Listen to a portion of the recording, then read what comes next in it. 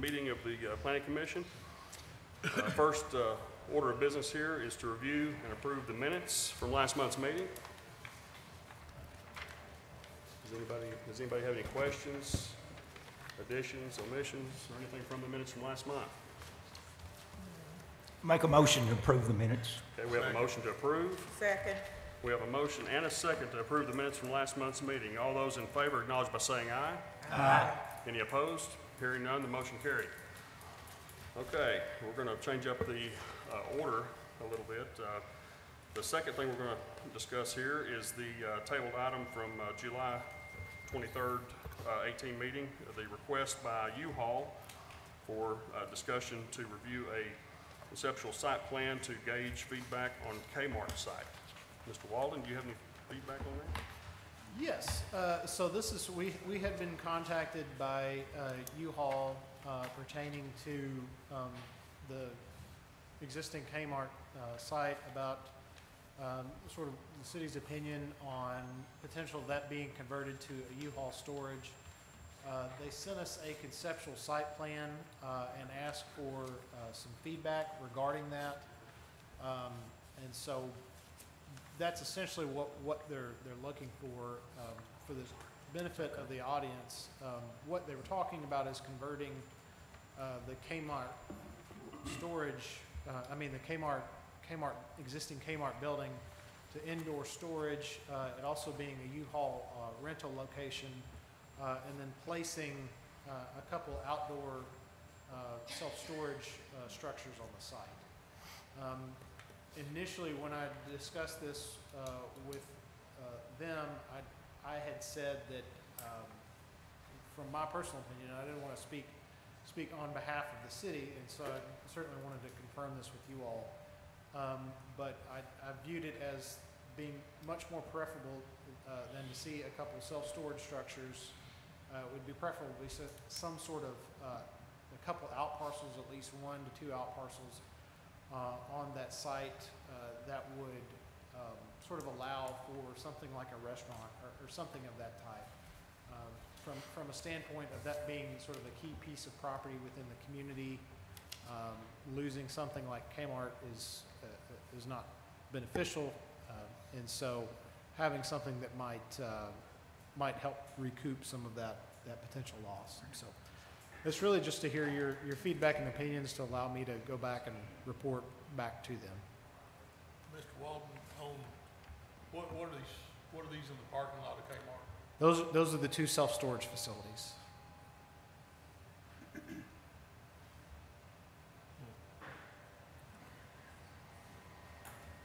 Can they not be moved back off the main road where they're up front?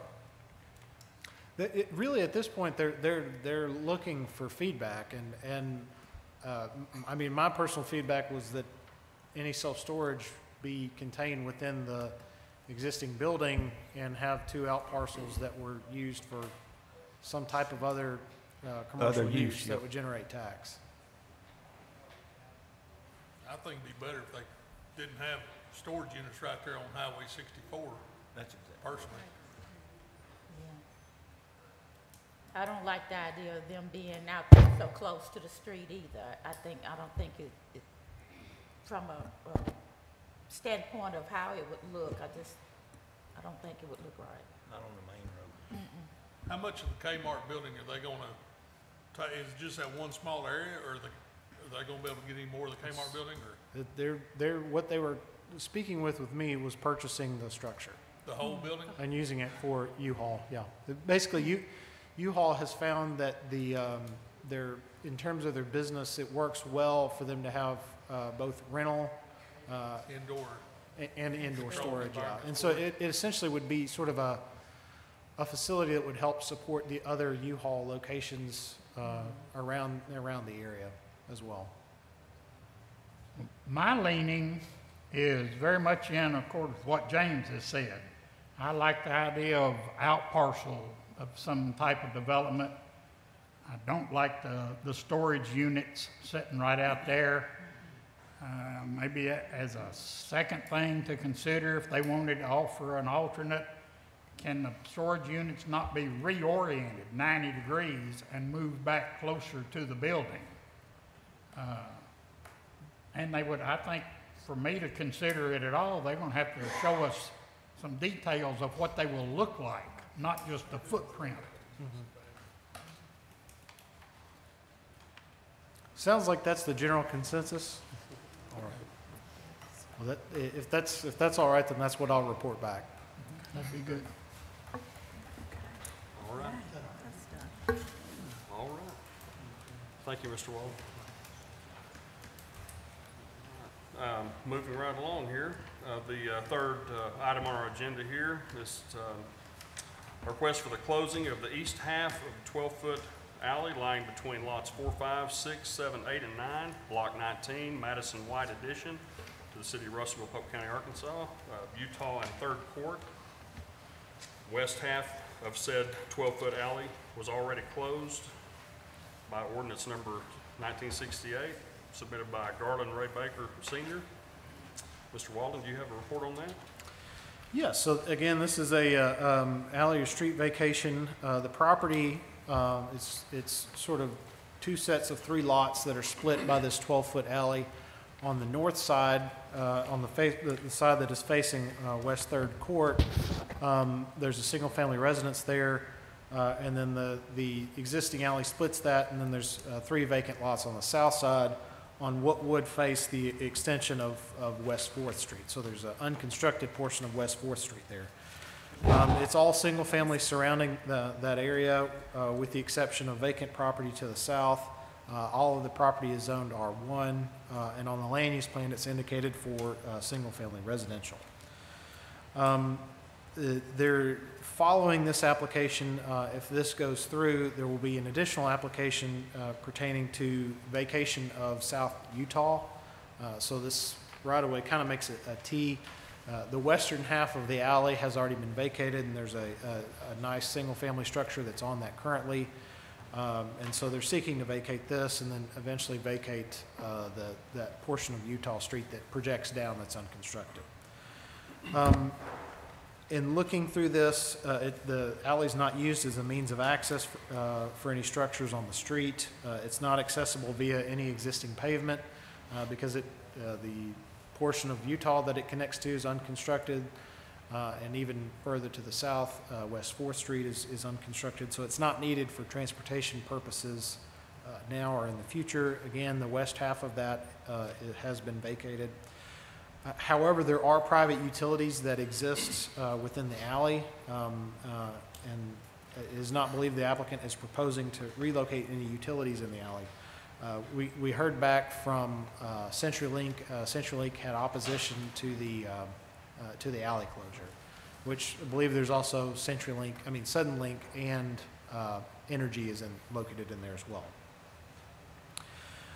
So based on that, based on the fact that it's not necessary for city use, but there are private utilities in there, the city or the staff recommendation is approval with conditions. And there's sort of an either or with these conditions. The first being that all the utilities would be relocated by and at the cost of the applicant, or, which the or is more likely an alternative, the applicant would provide all necessary easements to preclude the need to relocate utilities prior to city council approval. And so it would be something that would need to be addressed between now and when this is considered by the council, if you all approve it. But staff does recommend that the application be forwarded to the city council with the understanding that a resolution of these concerns with the sort of the private utilities that are located there will be resolved, which the utilities are okay if it's just converted to an easement.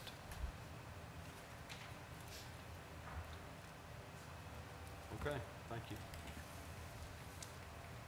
Commissioners, do you have any questions, any comments about this? James, CenturyLink sent a letter or somehow communicated that they were not in favor of this, of the closure. Yeah, and I followed up, and it was slightly cryptic, but it sent a follow-up email, essentially asking that individual would a this being converted to an easement resolve their issues? And they said, yes, then something pertaining to Suddenlink and energy. So there were a couple different ways to interpret that, but from what I gather, I believe it's the situation that they're okay with it being converted to an Okay, easement. So- that was my question, is where would they be with an easement? You think that would make it That would protect them, yeah. Essentially, they're operating, it's functionally an easement for them either way, if it's a Yeah. right-of-way or whether it's an easement.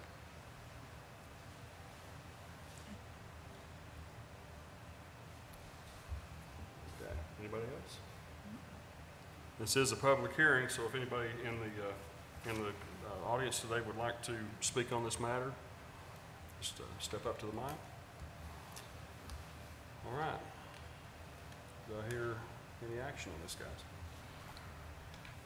I make a motion to approve with conditions. Second. Okay, we have a motion and a second to approve with these conditions. All those in favor acknowledge by saying aye. Aye. Any opposed?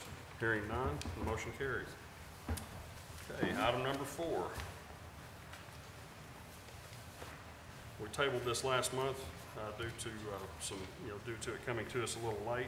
But Mr. Walden, you want to go ahead and just give us your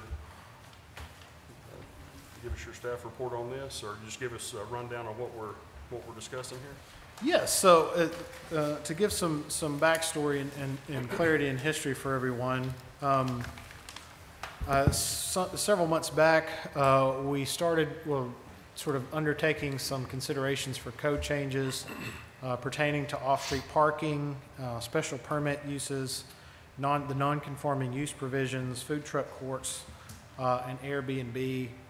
I'm sure everyone's familiar with everything that arose within the last week pertaining to short-term rentals and the regulations that were drafted. At the special call council meeting last week on last Wednesday, that item was tabled, and then I actually came up here and had a visit with a lot of the folks that are in the room right now to get a better idea of concerns and how we need to recraft the policy. So staff is not recommending that we move forward with anything pertaining to short-term rentals, anything pertaining to Airbnb, anything in that range at this time. Because we need to track it through and figure out what we need to change with the regulations. And so I wanted to inform you all of what was being done with that. What we are proposing to do, I got a list of emails from some folks the other night and was going to notify those individuals of having, when we were going to have a meeting pertaining to that, just to have another kind of informal public meeting, invite the council, invite the planning commission to that, and have some more discussion to air out, maybe with some new regulations to see if there's things that we can resolve through that. So it's something where we have some very strong opinions on both sides of the issue, and so as staff, we wanted to make sure that we draft something that's equitable and it addresses the things that we need to address and doesn't necessarily impinge property rights more than we need to.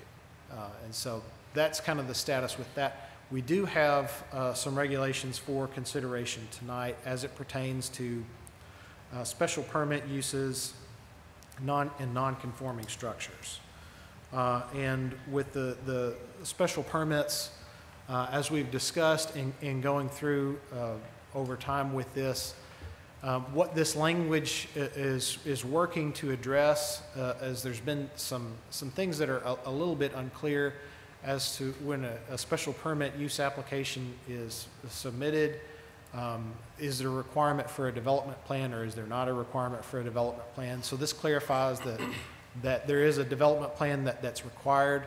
Additionally, if site plan review or large-scale development application is required as part of it, that going through the special permit process doesn't relieve you of those requirements, but that an individual can concurrently apply for site plan review and special permit application at the same time. So that's one of the big changes.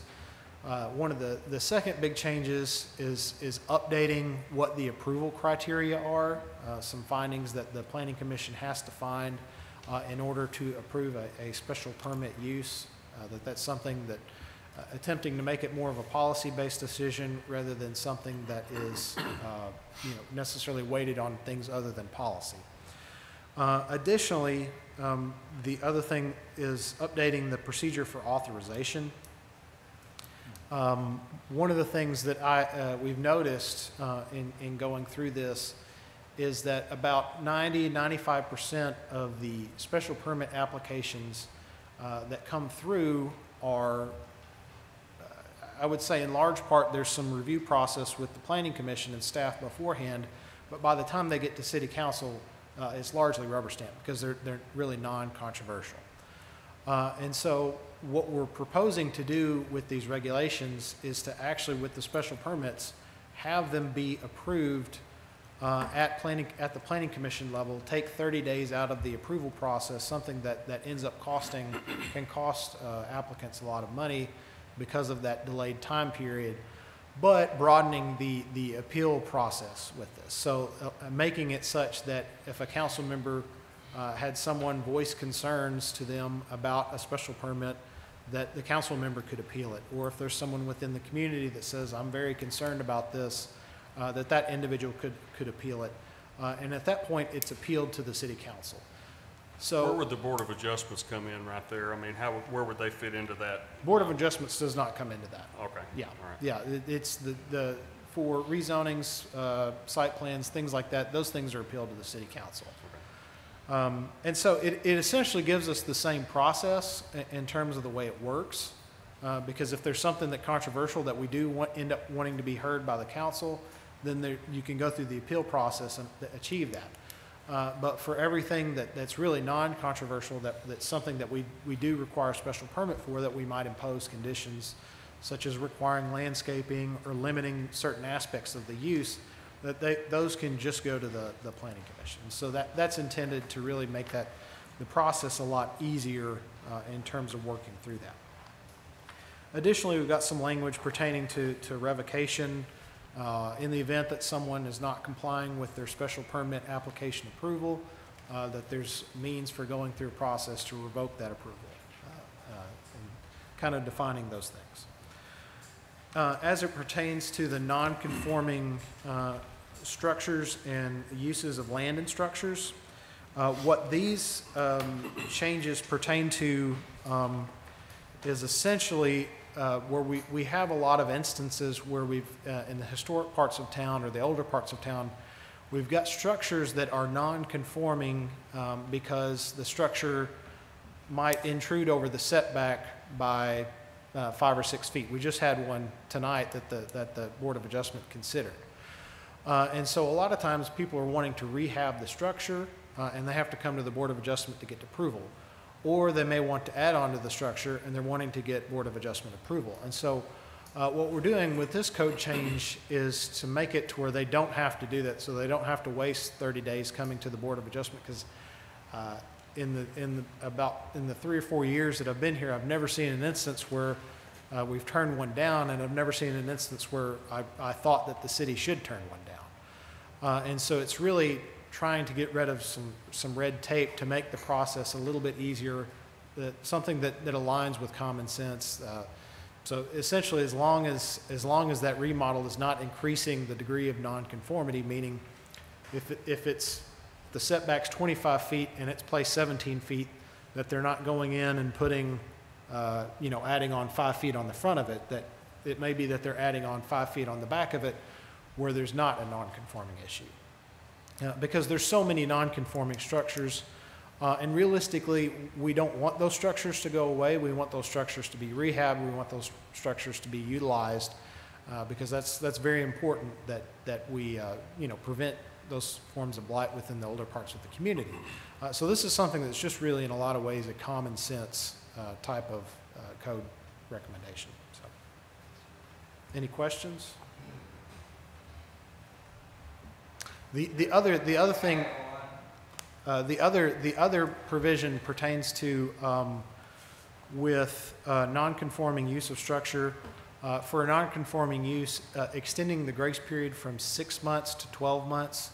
And so where that comes into play is, let's say, for instance, that there might be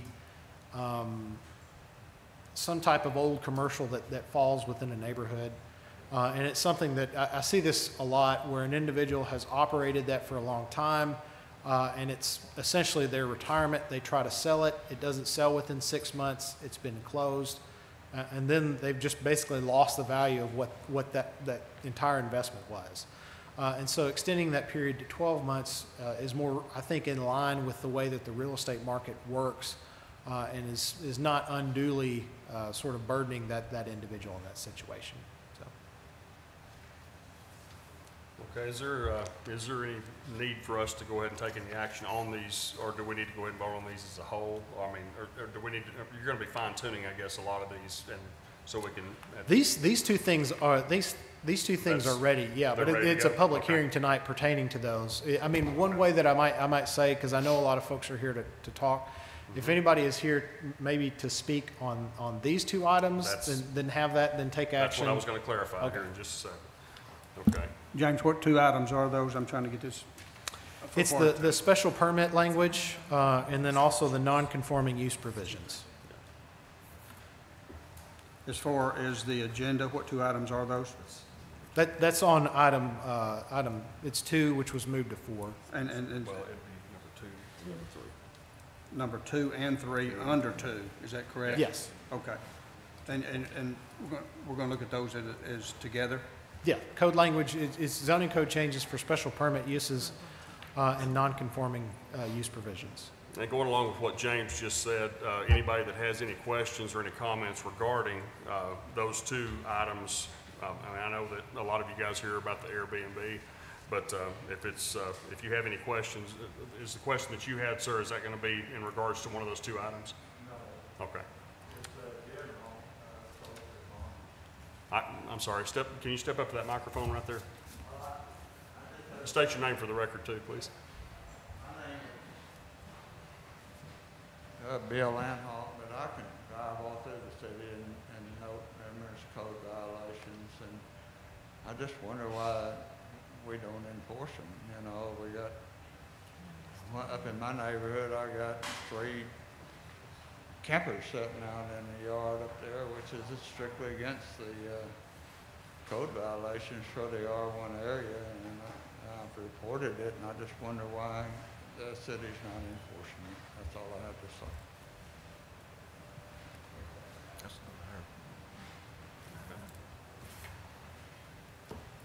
Is there anybody else that has any comment, any questions? I have one question, James. On the non-conforming structure, it's actually the very last line, last paragraph. Just up above there, we're changing the 6 months to 12 months. Yes, And then this last sentence deals with if it's discontinued as a result of litigation, the 6-month period, does that need to be changed to 12 there? that's a very good catch, thank you, yes.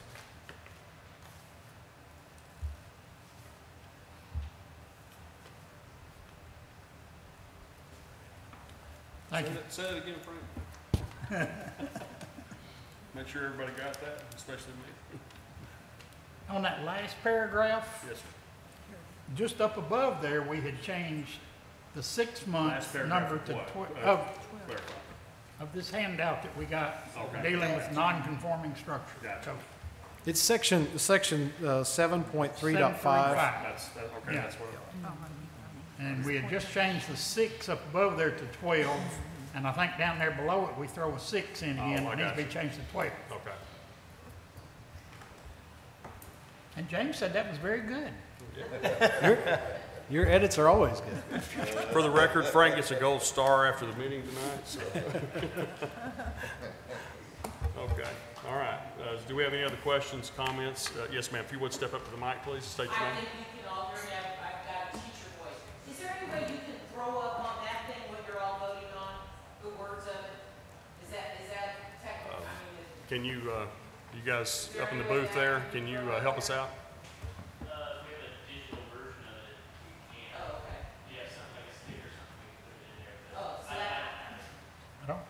have it on digital. I don't think so. I don't want to slow everything up. No, it's- With all of us sitting here, it would be great to be able to just read exactly what y'all are voting on. Right, that's above my pay grade though. Those guys up here are gonna be the ones gonna have to help us out with that, so. Thank you, all sir. right, all right. Any other questions, any other comments about section 2, items 2 and 3? Okay. All right, anybody here, raise your hand if you're here about the Airbnb. Okay, all right, we're gonna go ahead and, if anybody has any comments they'd like to make, if you would step up to the microphone, state your name for the record, and if you have any questions, comments, or anything like that. We're, but I am gonna revert back to what James said there. There's not gonna be any action taken as far as, voting on anything about the Airbnb tonight, but we are gonna open it up to hear any, comments or concerns while you're here. Well, Leslie Taft. I live at 1410 Normandy Circle. Actually, this is not really about Airbnb. That's just a small part of it. This all originated with in an R1 neighborhood, a lodging house, boarding house, bed and breakfast house. You can't pin them down on what it's called because they don't even know what it is. It's a house that they're going to renovate to rent out to multiple itinerant workers, short-term itinerant workers in an R1 neighborhood. I'm going to throw out the word that I've come up with, mini hotel. Bed and breakfast is, once we got that rock kicked over, all kinds of things scurried out that we found are happening all over the city with all kinds of short-term rentals that have never been addressed. Probably don't have an issue with most of them. Probably don't have an issue with half of B&B's activities. I do have an issue with the other half of their activities. So what's brought my neighbors and myself to this meeting is a disregard of the zoning regulations in R1, whereby a few select individuals have established rooming houses, boarding houses, bed and breakfast, mini hotels, whatever you want to call it, just to avoid putting a name on it so that you can't go to the R1 zoning regulations as, oh, that's prohibited. So as long as you don't, because the way the zoning regulations are read, it says this is prohibited, not permitted, not permitted, not permitted, not permitted, not permitted. It doesn't, very few things are permitted, but if it doesn't say not permitted, I guess that means it is permitted, and that seems to be the approach that they've taken. The home that started all the general discussion is 6080 Old Post Road. A month ago, we attended this meeting and attempted to be heard, only to find out that we got tabled.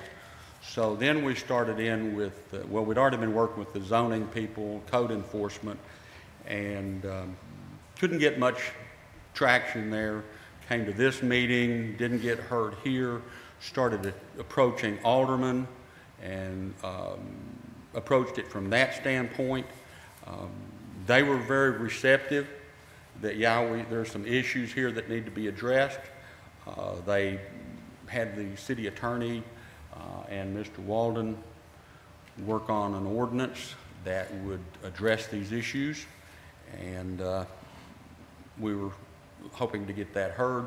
There was a big uproar over it, so that got tabled by the city council last time, and here we are back again.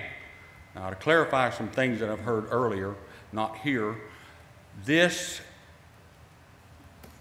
I heard one individual say multiple times, it was an emergency special called meeting. There was no emergency. It was not special. It was a called, scheduled meeting. It had been previously scheduled and called. This was not the only item on the agenda. This is one of multiple items. So that's in defense of the city council. Now, I've not personally talked to the owners, but other individuals in the neighborhood have, and they admit they're remodeling the house with the stated purpose of renting to short-term traveling itinerant workers. They don't call it anything because ambiguity serves their purpose of not violating the R1 zoning code. However, it does violate the spirit of the code.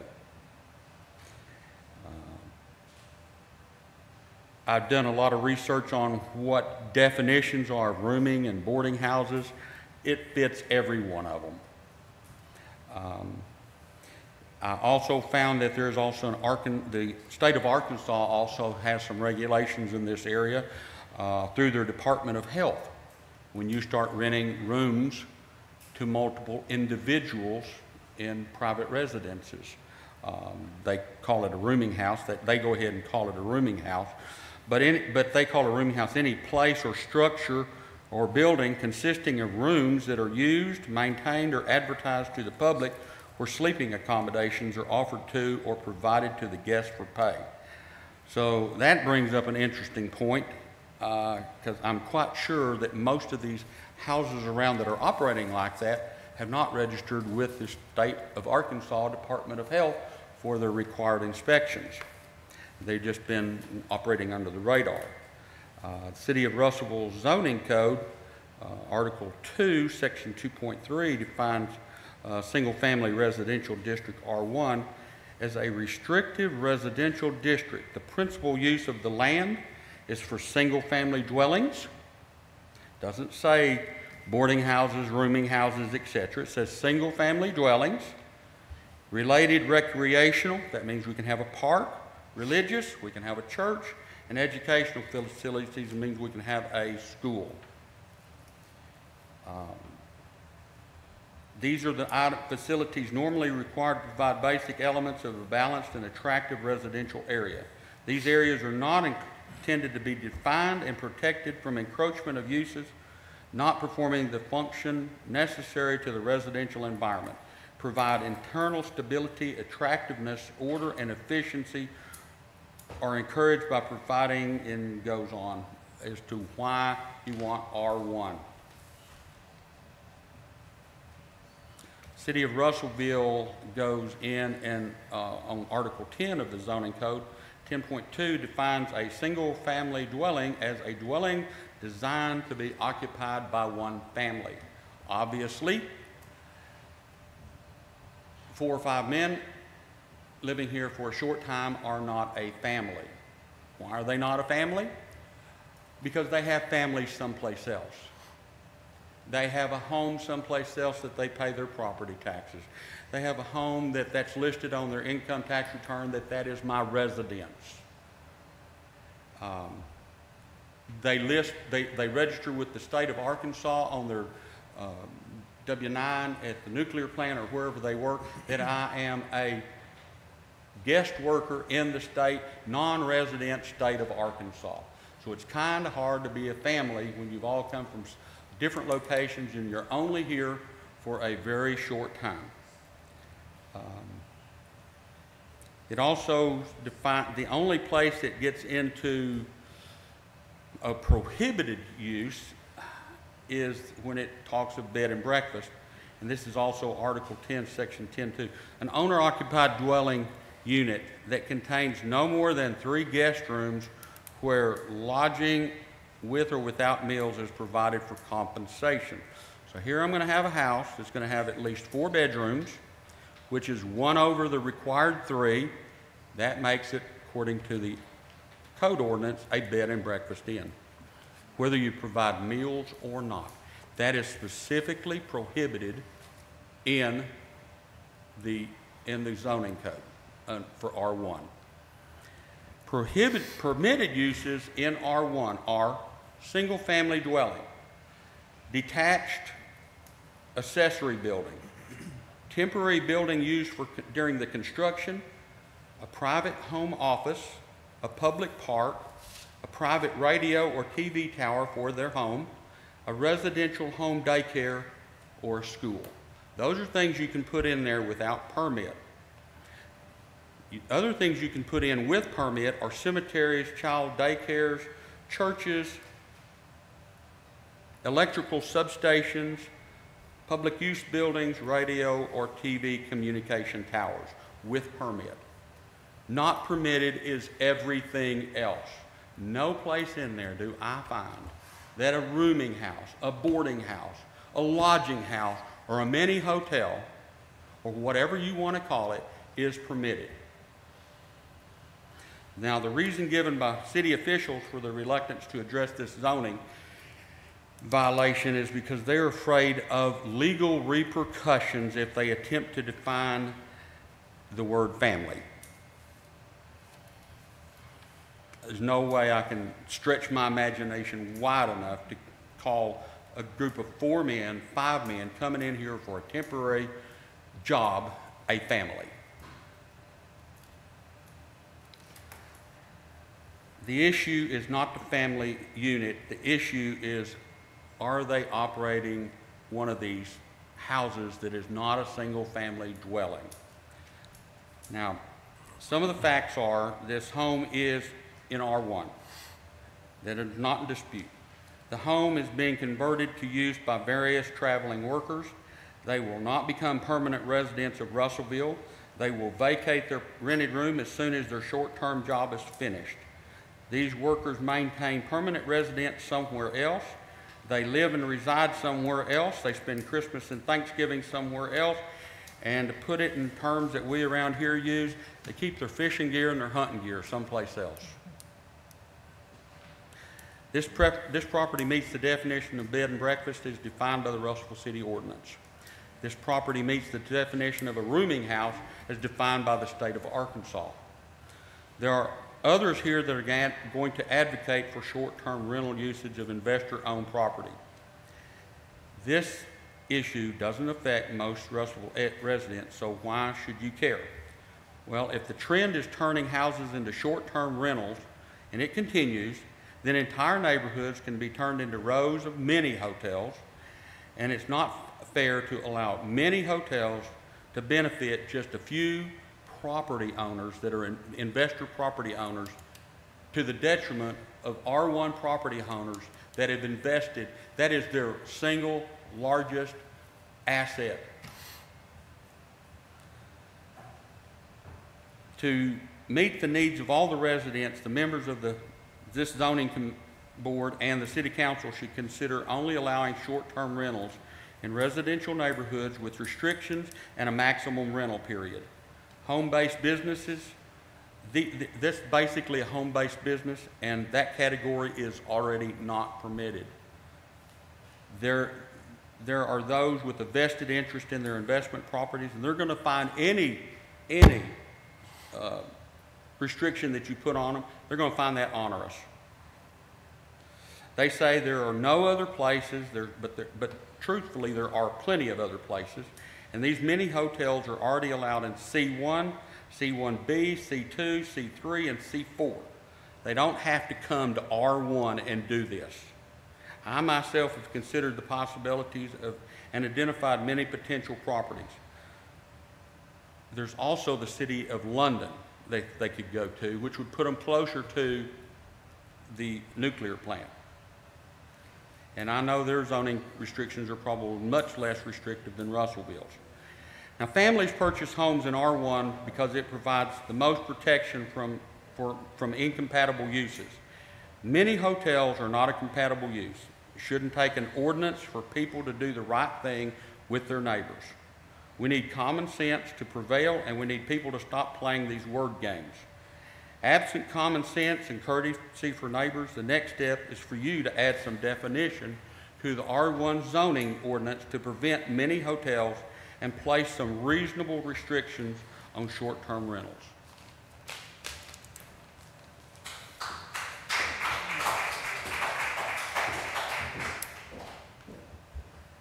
Can anybody top that? Okay, go ahead. Step up to the mic, state your name for the record, please. Hello. My name is Natalie Cannerday, Canerday. I own the home at 2503 West 2nd Street. For those of you old-timers who've lived in Russellville, we're at the end of Arlington Heights, what used to be called Arlington Heights. People on the city council, as recently as 3 years ago, have driven down our street and said, gosh, I wish I could find my grandkid a house here. Gosh, I just love y'all's street. We'd give anything to live on a nice, quiet street like this. Prominent citizen Eddie Rude was on our street just in June saying, gosh, y'all have the quietest street. I've always just loved this street. I am the youngest property owner on the street at the tender age of 56. And we are the third longest people living on the street for the last 46 years. The two houses at the end of our street, 2501 and 2502, we would love, God knows we would love for them to be short-term rentals instead of the endless barrage of idiots that have moved in with loud cars, loud music, cutting through, parking in their yards. There are anywhere from 7 to 13 cars at the end of our street every single day or night. Y'all are welcome to drive down the 2500 block of West 2nd Street to see. All the neighbors have complained about it, but nobody wants to come forward. So I am. We would love Airbnb or something, or nuclear plant people, something short term. Come in for 3 or 4 months and then get out. Because we are tired of the endless sea of idiots that have come in and basically destroyed our neighborhood. We would also like to know, what does being zoned R1 mean? Because it definitely doesn't mean a nice, quiet place to raise your mother with dementia. She is constantly looking out the door. What is that noise? What is that? What is that? What is that noise? And I just wish that, you know, we could do something about that. We're all sick of it. Thank you. Thank you, Natalie.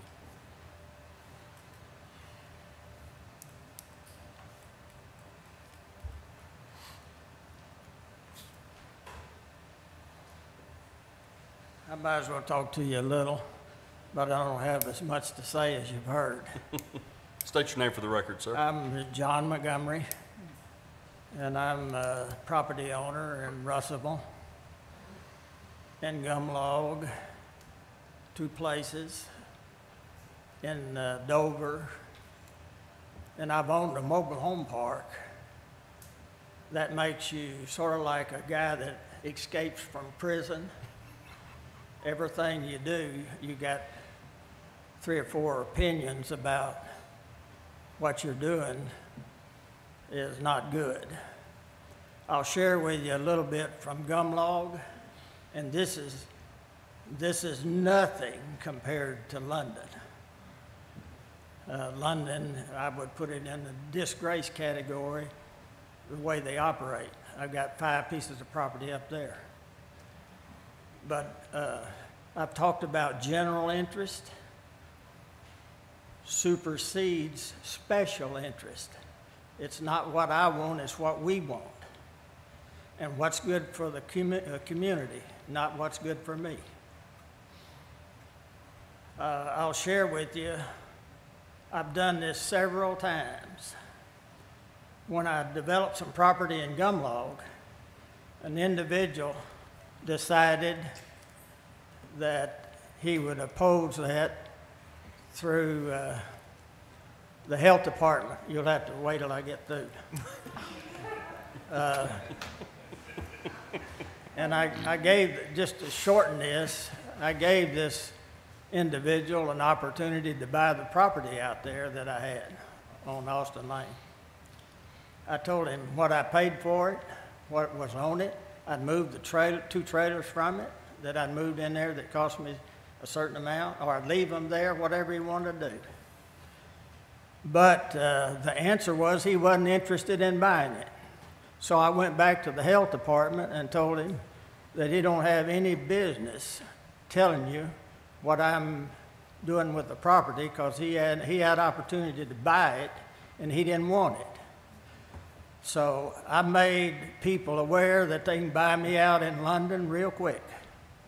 but they have to have some money to invest, to pay off what I've invested there. I have some property in Conway. But it's amazing how much help you can get these days. I'll tell you a quick story. When my dad moved us from Marlton to Monastery Ridge, he built a house. He moved a two-story house over on some logs with mules, and he added a porch on the front, 2 rooms on the back, a smokehouse, a chicken house, an outhouse, a cellar, and a well, and a barn, and he didn't get 1 permit. Now, you'd have to have 3 or 4 people riding out to tell you what you can do, even to build an outhouse. So I've told you enough. It's amazing how much people will get involved helping you with your business. Thank you very much. Thank you, sir. Appreciate that.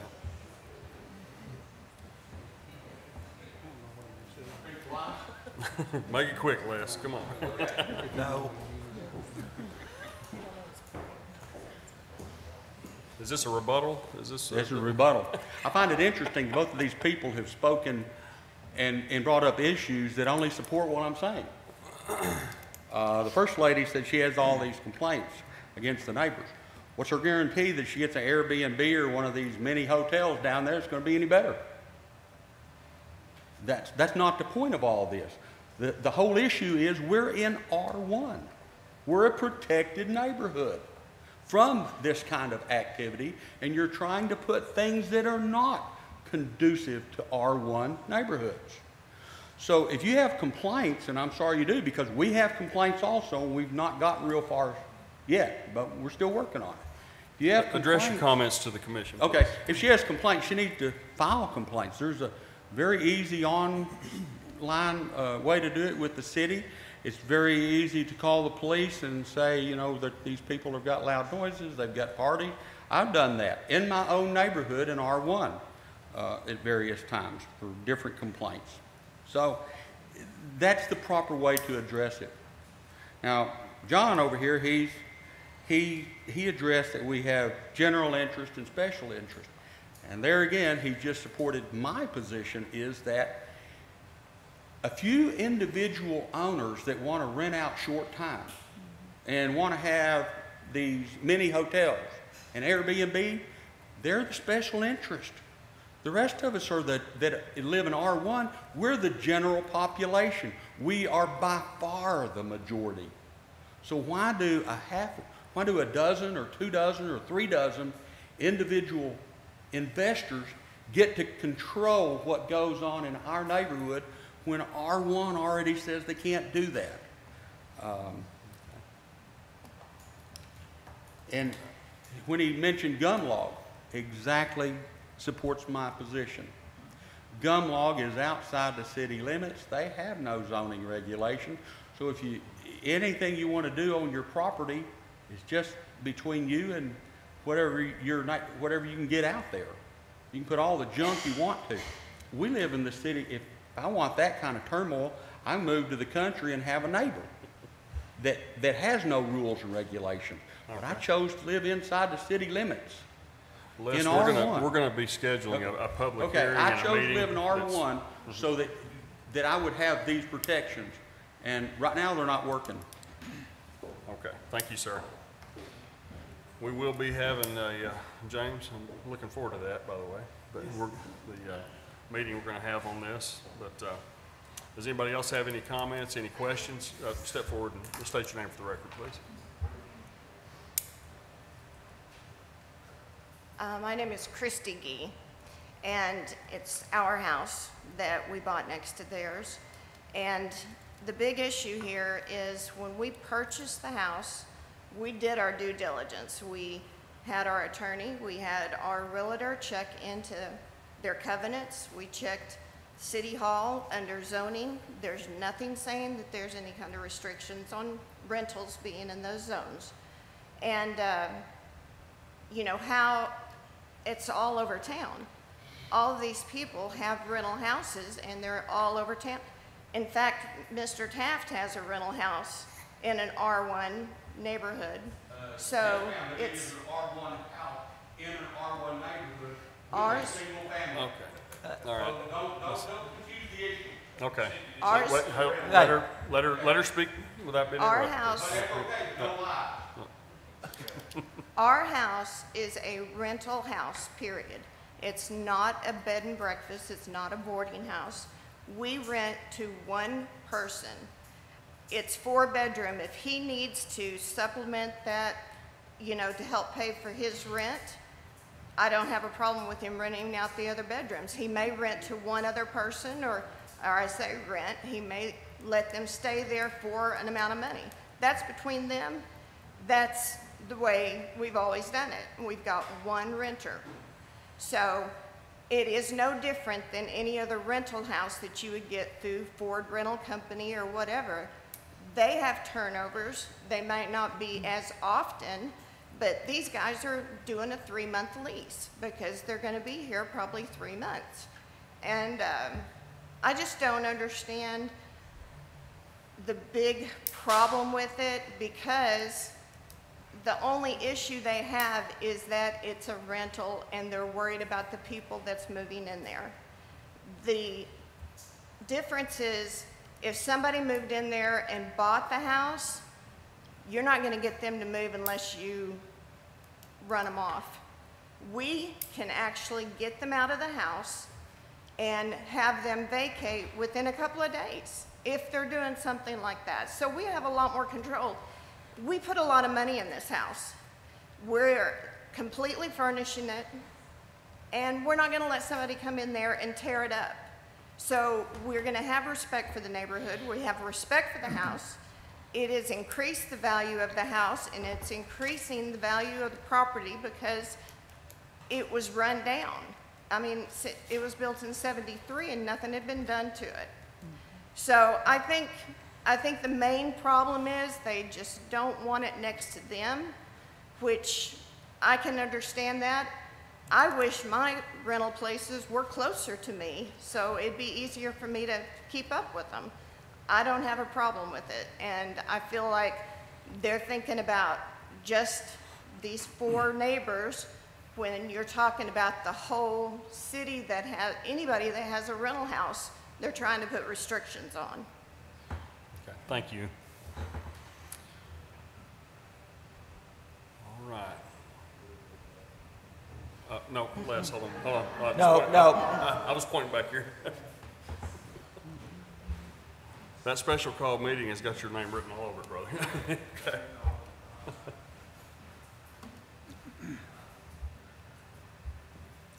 I'm Norman Watson. I live on 407 Skyline Vista Lane. I wouldn't want y'all's job at all.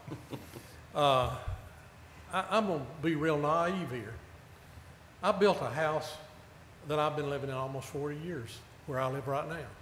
I've got 2 kids, and they've grown up in that house. I had no idea that anybody would buy a house next to me and start renting to 4 or 5 people. If you were living in that house, what would you think about it? I have nothing against anybody that's doing that. I understand. I think it's a pretty good plan to make money renting a house to several people. I think we have zones that accommodate that. I think that's where those houses need to be. I don't think you need to be in my neighborhood. I'm sorry. I'm not mad at anybody. I think those people you're renting to are good folks, just like the people that have their home there. The people that have homes up there have a big investment in their homes. I work every day in my yard to make it look nice. So does Les. So does my friend David and Dorothy Fight. Everybody, you drive through that neighborhood, that's a good-looking neighborhood.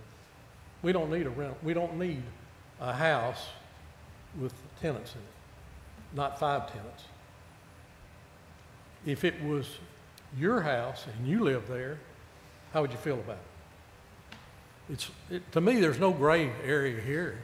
It's a family residential neighborhood. We have laws that are set up for that. We just need to enforce them. I'm afraid that we've been issuing permits without asking the right questions to people about remodeling homes, about business permits.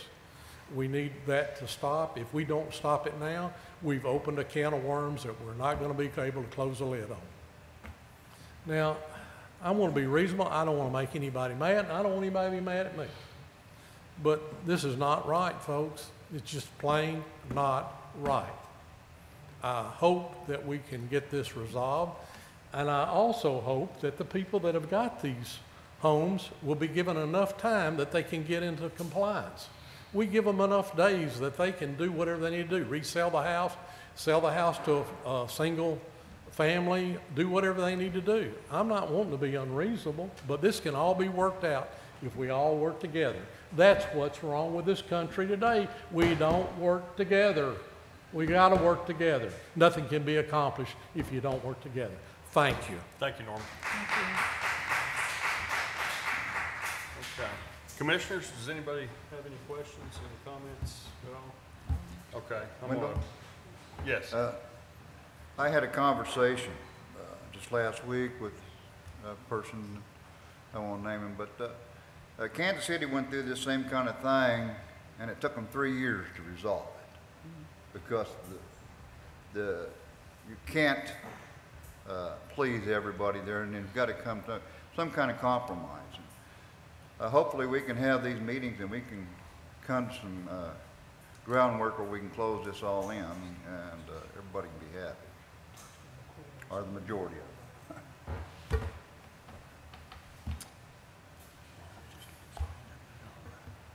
Okay. All right. Well, folks, I appreciate your comments, and we will be, James will be, or City Hall will be, let us know when that special call meeting will be. And I'm going to rewind a little bit here and finish something I didn't do a while ago on the special use permit and on the non-conforming division. We need to take some action on that. Does anybody have any questions, comments, or anything on that, commissioners? Do I hear a motion on those two items? Items 2 and 3 is the ones we're referring to on the item. I make a motion to approve. Okay, we have a motion to approve. Second. We have a motion and a second to approve items 2 and 3, the special use permit and the non-conforming division. Any questions, comments? All those in favor? Yes. And that includes the food truck No, provision? Okay. Just items 2 and 3 Okay. on which would be agenda item number 2, which we moved to 4. Items 2 and 3, we have a motion, we have a second to approve items 2 and 3 as presented. All those in favor acknowledge by saying aye. Aye. All those, what? Any opposed? Hearing none, the motion carried. Okay. If we have no other business, we will call it adjourned.